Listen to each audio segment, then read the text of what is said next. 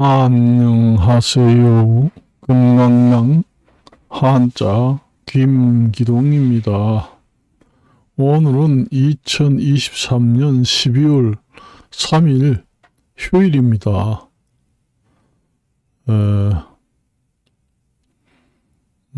내일이면 벌써 4일이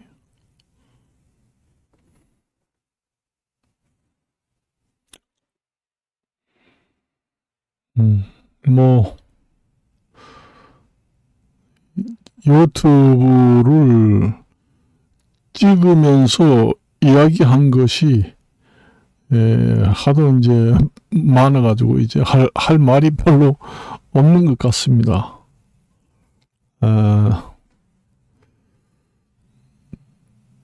제가 뭐 개인적인 얘기도 하고 그렇게 했습니다. 뭐 얘기거리라는 게 별로 할 것이 이제 없는 것 같아요. 하도 이제 많이 해가지고 또 이게 조금 또 생각이 나면은 또 이제 생각이 납니다. 참 뭐 얘기하려면은 한두 끝도 없습니다, 사실은. 그래서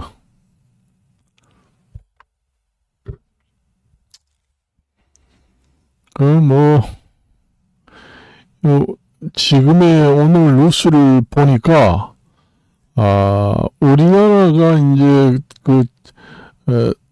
출산율이 지금이 너무 낮아가지고 정말로 문제가 많다. 그런 게 나옵니다.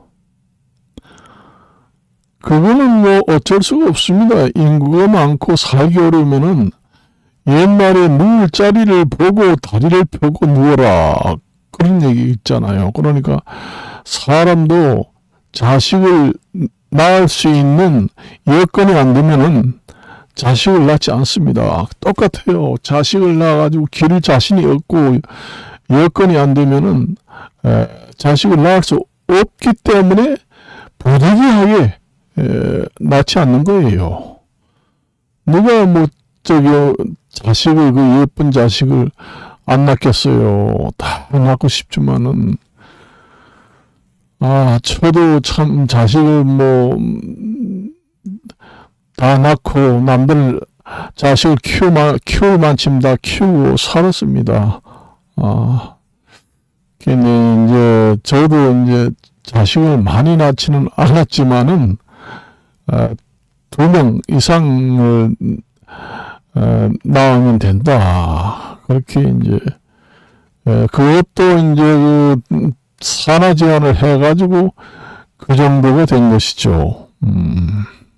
생기는 대로 나오면은 끝도 없습니다. 사실은 그 여자들이 상당히 불쌍해요. 내가 봤을 때도 어떻게 하다가 또 아기가 또 생기면은 그 아이를 계속 낳을 수도 없고 2명까지 3명까지 낳았는데 또 4명째 또 생기고 그러면은 또 할 수 없이 낳다 보면 또 5명 낳게 되고 그렇게 돼요.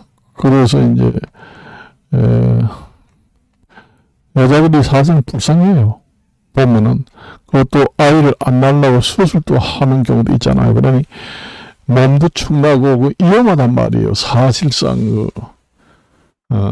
옛날에 수술 뭐 소파 수술 이런 것도 얘기가 많이 했습니다. 우리도 그런 거 보면 참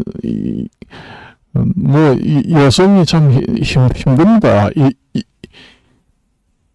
여러모로 아이도 또 생기면은 또 어떻게 해야 되지? 그것도 뭐 병원에 가서 그것도 수술하고 뭐 하고 힘들잖아요. 보통 일이 아닙니다, 사실은. 그래서 내가 수없이 얘기했습니다. 뭐 인구가 점점 줄면은 국가 성장의 문제가 아닙니다. 국방의 문제가 돼요. 국방에. 한 나라의 인구 출산율이 점점 줄어들면은 우선 생존의 위협을 느낍니다. 역성장을 하는 것이 문제가 아니에요. 그래서 이 사람도 인적 자원도 재산이다. 제1호 재산이라고 보면 됩니다. 국가가 아무리 국방력이 강하고 경제력이 좋아도 그 나라의 국민들이 없는데 그게 무슨 소용이 있겠어요. 그리고 아무리 과학이 발달되고 그 군사 과학이 발달됐다고 해도 전부 다 사람이 조종을 해가지고 전부 다 전투를 하잖아요. 그런데 아이를 낳지 않고 고령 인구가 그 인구 구조에서 50% 이상 차지를 한다. 그럼 나가서 싸울 사람이 누가 있어요? 젊은 사람들은 전부 다 출산을 해가지고 하지 않아가지고 젊은 사람이 없잖아요. 그러니까 고령자 이제 징병을 해가지고 전쟁터에 나갈 수밖에 없습니다. 앞으로는 내가 보니까 뉴스를 보니까 외국에서는 60세까지 전투 동원령을 내려가지고 참전을 하라. 그렇게 징병 발령을 내렸다고 이렇게 나옵니다. 그 사람이 없습니다. 젊은 사람이 없기 때문에 그렇게 고령자를 그 전투 명령을 하게 됩니다. 나중엔 70이 아니라 80대까지 전쟁터에 나가서 싸워야 된다. 징병 명령을 내릴 수도 있습니다. 이거 내가 거짓말이 아니라 60세까지 전투 명령을 하달했다고 하더라고요. 외국에 뉴스 나왔습니다. 그러면 60대까지면은 70대 앞으로 가능성이 있습니다. 점점 고령화 사회가 돼가지고 한 나라의 그 인구 연령별 구조 상태를 보면은 젊은 사람들이 없거든요. 젊은 사람들이 전쟁터에 나가야 승리할 확률이 높은데 늙은이들이 나가 보면은 젊은이들 그 반열도 못 하거든요. 그러니까 아무리 군사과학이 발달됐다고 해도 최종적으로 승리자는 그 나라의 인적 자원, 사람이 많아야 마지막에는 승리한다. 그 얘기입니다. 여러분들이 장기 소모전, 한번 전쟁이 나면은 옛날에는 100년 전쟁이라고도 있었잖아요. 그러니까 국민의 인적 자원이 많지 않으면은 100년 동안 싸울 사람이 없습니다. 그게 지게 돼요. 그러니까 한 나라의 경제력도 강해야 되고, 그 다음에 군사력도 강해야 되고, 그 다음에 인적 자원이 충분해서 젊은 사람들이 많아야 되고, 이런 조건이 구비될 때 전쟁에서 승리할 수 있다. 그래서 장기 소모전이 왔을 때 100년이 아니라 200년, 300년 동안 우리는 전쟁을 치를 수 있다는 그런 각오로 이제 출산율, 경제율, 국방률, 이런 인적 자원 이런 걸 필요 요소를 관리해야 된다. 지금부터 경제 성장률도 인구가 없으면은 역성장을 할 수밖에 없어요. 마이너스 성장을 할 수밖에 없습니다. 지금의 자급자족을 할 수 있는 여건이 가장 자급자족을 할 수 있는 그 조건 중에 가장 중요한 게 뭔가 인구가 많아야 됩니다. 인구가 많고 땅덩어리가 크고 지하자원이 충분히 있고 그러면은 그때의 국제사회에서 수입 수출을 다변화하고 그렇게 하지 않아도 자급자족이 됩니다. 그래서 땅덩어리가 크고 지하자원이 충분히 있고 인구가 많아야 자가 소비가 촉진되면서 경제 성장률을 늘릴 수가 있습니다. 그러니까 소비가 많아야 생산도 많이 하고 그렇게 됩니다. 인구가 많아야 자금을 소비를 많이 하고 공급을 많이 하게 되잖아요. 그래서 인구가 많으면은 유리한 조건이 많다. 자급자족 할 때 가장 유리하다. 그 얘기입니다. 인구가 많아야지. 땅덩어리도 크고 인구도 많고 그다음에 지하 자원도 많고 그렇게 되면은 외부의 원조라든가 수출 수입의 통제가 강력하게 막는다고도 해도 외국하고 전혀 절교를 하고서도 자급자족으로 경제 성장률을 올릴 수도 있는 여건이 됩니다. 제가 숱하게 얘기했잖아요. 그러니까 앞으로는 도전국가가 된다.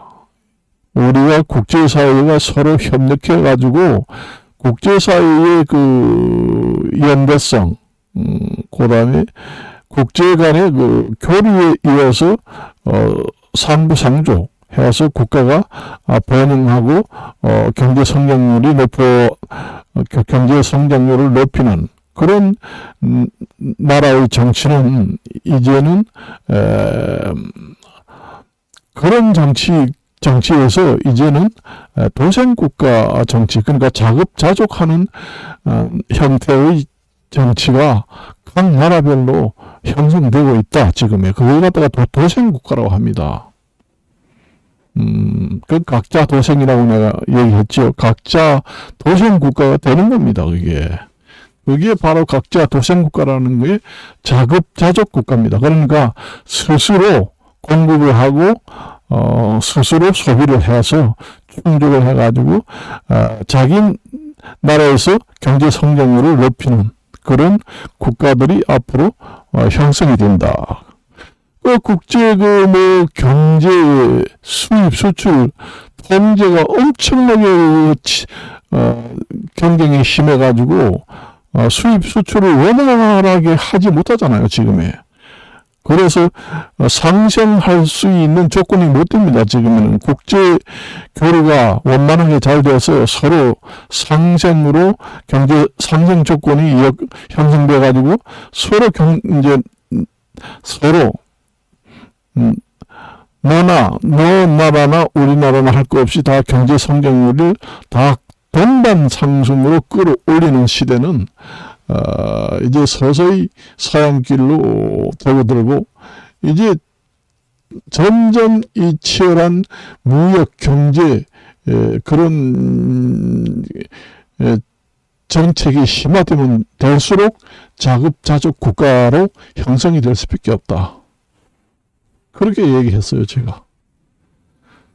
그 예를 들어보면은 중국 같은 경우에는 인구들이 많잖아요. 인구가 거기에 한 나라의 큰 경제 성장을 할 수 있는 원동력이에요. 그 인구를, 그래서 내가 이제 어떤 나라, 외국 같은 경우에는 소파 수술을 못하게 법률로, 만들겠다. 소파 수술을 마음대로 할 수 있게 못하고 아이를 생기면은 아이를 지우지 말고 그대로 놔라. 그렇게 하는 것이 자유 결정주의를 훼손시키는 게 아니고 개인 결정권을 존중하면서도 훼손하지 않고 나라의 인적 자원을 많이 확보를 하려면은 소파 수술을 해가지고 아이가 생기는데 무조건 전부 다 지워버린다 하면은 그러자마도 인구가 줄어드는데 나중에 그런 것까지 법적으로 마음대로 할 수 있게 되면은 완전히 국가의 원동력이 없어지는 거나 마찬가지입니다.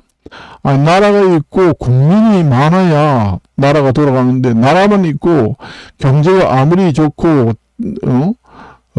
아주 불강한 나라고 해도 나라의 주인인 국민이 많이 없는데 무슨 소용이 있어요, 그거. 누가 그걸 소비를 하고 쓸 수가 있어요. 국민이 있어야 국민들이 이제 경제를 누리고 돈이 많이 있어도. 인적 자원이라는 게 그렇습니다. 지금 우리가 현실에서 보잖아요.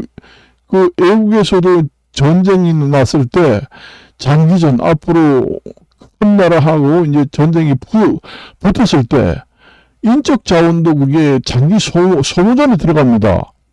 계속 전쟁을 하는데 아무리 첨단 군사과학으로 옛날에 일당 100으로 그렇게 전쟁을 한다고 해도 사람이 전혀 죽지 않을 수는 없습니다. 그러면 인적 자원이 부족한 나라들은 싸울 사람이 없게 돼요. 그럼 나중에는 결국은 손 들고 백기를 들고 항복할 수밖에 없습니다. 그것을 이제 노리는 거예요. 땅덩어리 크고 인구 많은 나라가 바로 그 전쟁에서 승리하는 그것을 노립니다. 장기전을. 내가 수없이 얘기 안 했어요? 그 마이너스 성장하는 것도 사람이 없으면 마이너스 성장을 하는 거예요. 그 경제 인구라고 그러잖아요. 젊은 사람들이 경제 인구입니다. 우리 그 나이 많은 사람들은 생산성이 없는 인구입니다. 경제적으로 봐서 생산성이 있는 젊은 분들이 국민의 구성원이 많아야 된다는 얘기예요. 우선 늙은 사람들은 그냥 밥만 내는 거고 젊은 사람들이 일을 많이 하고 그래야 나라가 경제가 발전될 거 아니에요. 고령화 사회가 되면 될수록 인적 자원도 점점 늙어간다.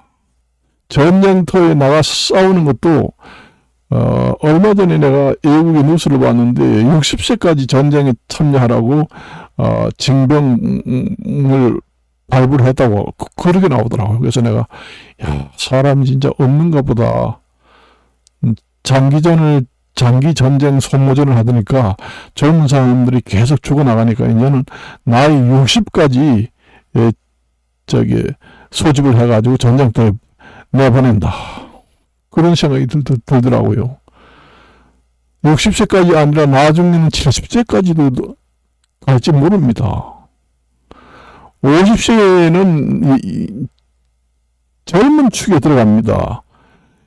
예, 지금은 그렇지만 옛날에 한 50년, 60년 전에는 50대면은 늙은이로 취급해서 요즘에는 젊다고 하지만은 옛날에는 인생 70 고령이라 해가지고 고이라고 하잖아요.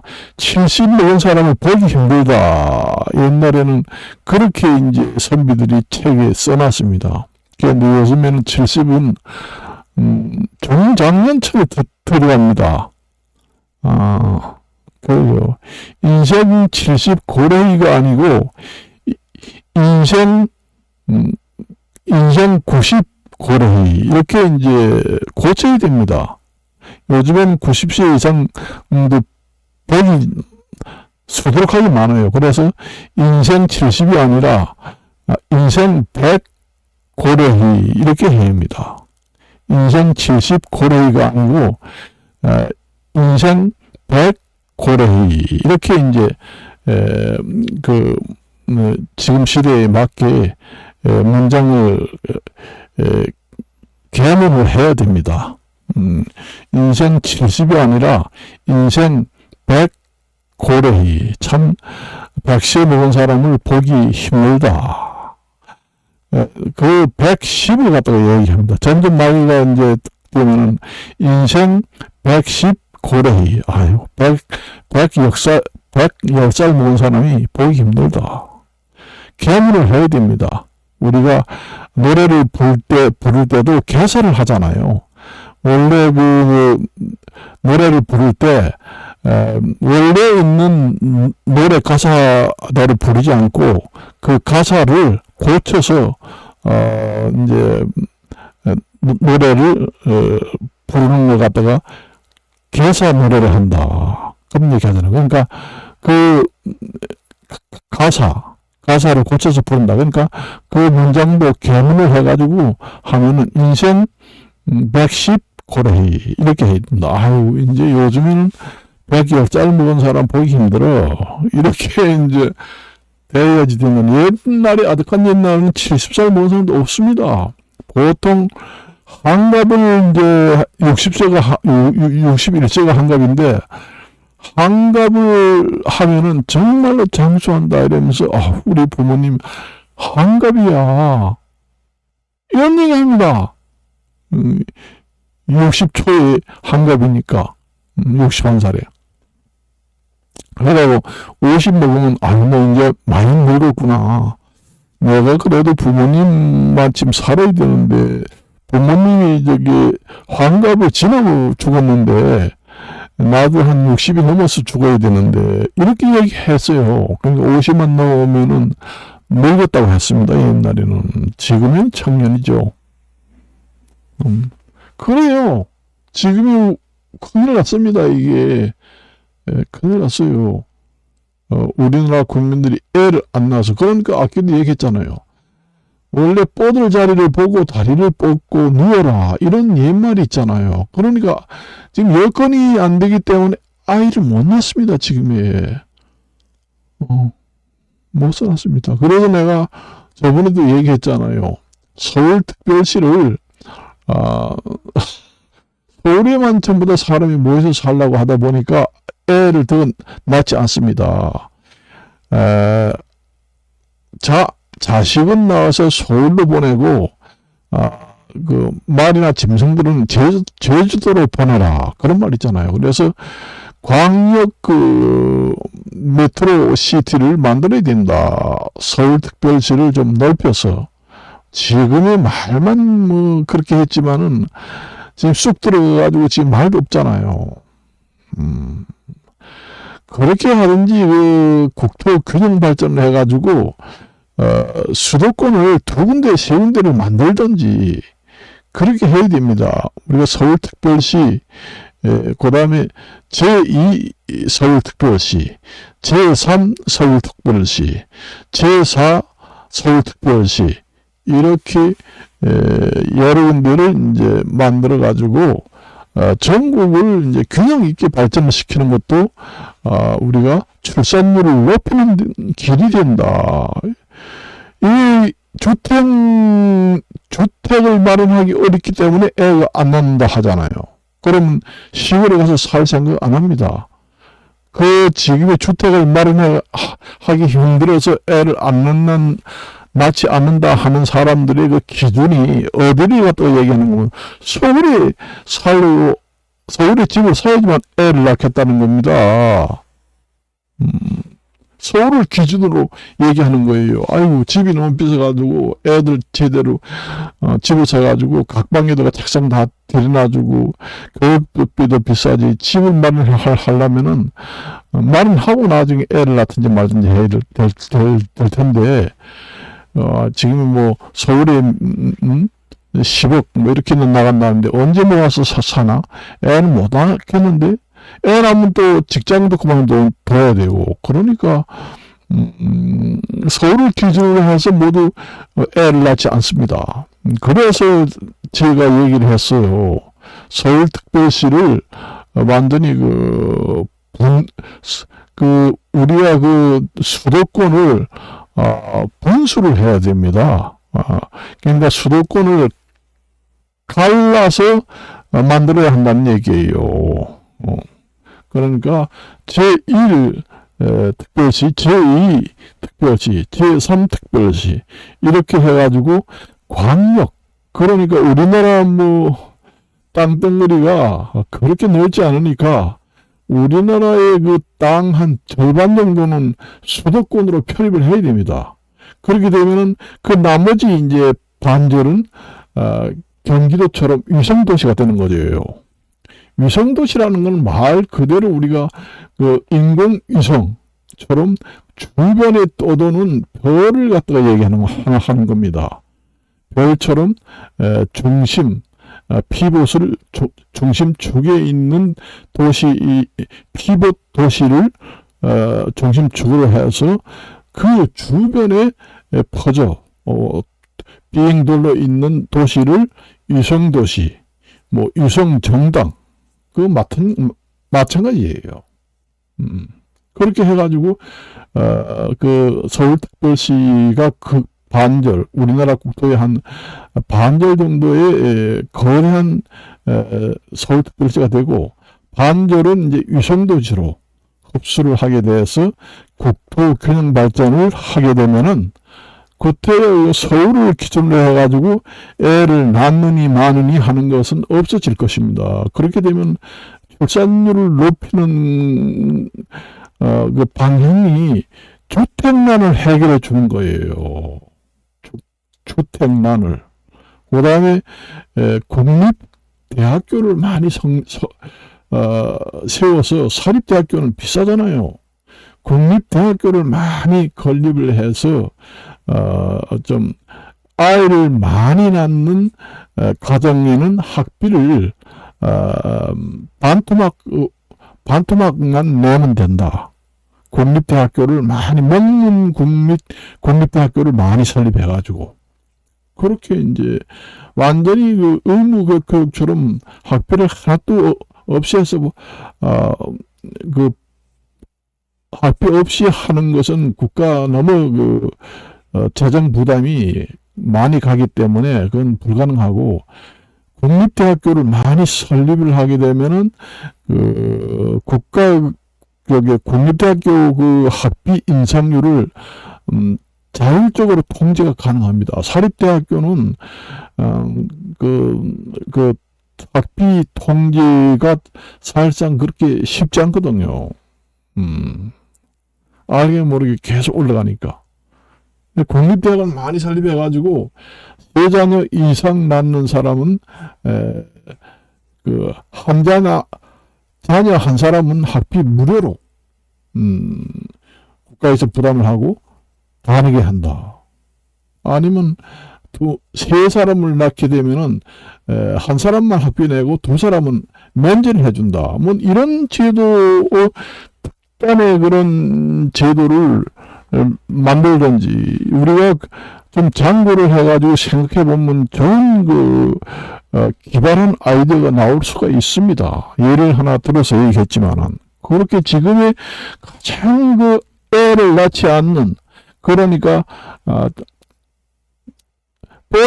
뻗을 자리가 있는지 없는지 보고 뻗을 자리가 있을 때 다리를 뻗고 누워라 그런 얘기 하잖아요. 그런데 지금의 아이를 낳으려고 생각을 해보니까 그 자리를 보니까 우선 집이 없다. 그 다음에 학비가 너무 비싸다. 그 다음에 애를 낳으면은 지금의 생활비가 둘이 벌어도 지금의 빡빡하게 혼자 벌어서는 먹고 살기 힘들다. 그 3가지를 해결해 주면은 애를 안 낳는 사람이 누가 있어요? 다 낳았습니다.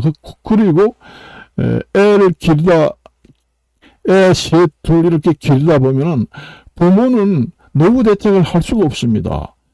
학비도 많이 들어가야지, 교육비도 많이 들어가지, 그 다음에 사교육비 많이 들어가잖아요. 요번 교육비에서 개인 학원에 다니지 않고,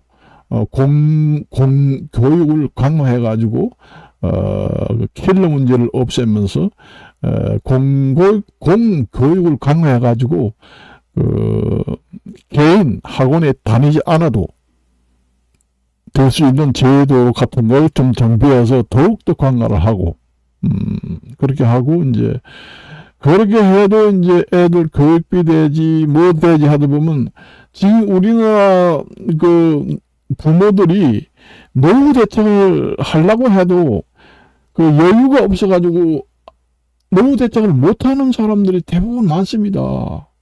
그냥 완전히 무방비 상태에서 아들, 딸 키우다가 거기에 돈을 다 들이다 보니까 부모는 나중에 거러지게 돼요. 그러니까 부모들을 나중에 사회보장 제도를 어떻게 해가지고 아들, 딸을 많이 낳을 테니까 사회보장 제도로 무슨 연금을 좀 준다든지 아니면 장려금을 뭐 어떻게 준다든지 해가지고 자식 기르느라고 돈을 많이 투입을 했는데 빌어먹게 생겼다. 부모는 늙어서. 요즘에 자식들은 부모를 모시지 않잖아요. 그런 시대잖아요. 그러니 국가가 부모를 모셔야 합니다. 노후 대책을. 그런 사회보장제도를 만들고 그렇게 하면은 애를 낳지 않는 사람이 누가 있겠어요. 자동적으로 애를 낳게 됩니다. 그러니까 누울 자리를, 아이를 낳아서 누울 자리를 마련해 줘야 아이를 빵빵빵빵빵 낳을 거 아니에요. 낳아봐야 키울 자신이 없다. 새빵살이 평생 할 수밖에 없다.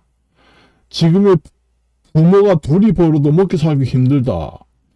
옛날에 제가 또 옛날이라서 옛날에는요, 여자는 밖에 나가서 돈벌이 하지 말라고 했습니다. 내가 혼자 벌어도 충분히 먹여 살리고 돈도 저축했어요, 옛날에는. 그래가지고도, 집을 살 수가 있었습니다. 근데 지금에는 혼자 벌어가지고 안 되잖아요. 그러니까 그런 게 이제, 출산율을 막아버립니다. 옛날에는, 의당이 여자는 집에서 살림만 하고 아이 키우고, 그렇게 하고, 남자 혼자 벌어도 충분히 먹고, 저축을 해가지고 집을 살 수 있는 그런 시대도 있었단 얘기예요. 요즘에는 부부가 벌지 않으면은, 지금에 벌지 않으면은 살 수가 없다. 이렇게 하고, 요즘에는 그 부모도 둘이 벌어도 부족해가지고, 투잡, 쓰리잡 이렇게 하잖아요. 양부모가 다, 남편, 마누라가 다, 한 직장만 다녀가지고 벌어서 못 먹는다. 그래서 남편 투잡, 마누라 투잡, 그래가지고 포잡이 되는 셈이 됩니다. 그렇게 해야 먹는 시대가 자꾸 경쟁이 치열하고 점점 살기 어려운데 애를 왜 낳으려고 그래요? 애를 낳아가지고 밖에다가 내던져 놓으면 국가에서 전부 다 고아 형식으로 이제 키워주면은 좋겠어요. 애를 낳아가지고 키울 자신이 없으니까, 애를 그냥 부부가 기르지 않고, 그냥 애만 낳아가지고 이제, 위탁기관에다가 맡기면은 국가에서 전부 다 길러주고, 나중에 이제 그 부모가 이제 다 큰 다음에 이제 가족으로 영입을 하도록 그렇게도 하는 방법이 있겠죠. 무조건 애만 낳고 애만 낳아놓으면은 국가에서 다 키워서 교육도 다 시킨 다음에 취직까지 다 시키고 낳은 부모는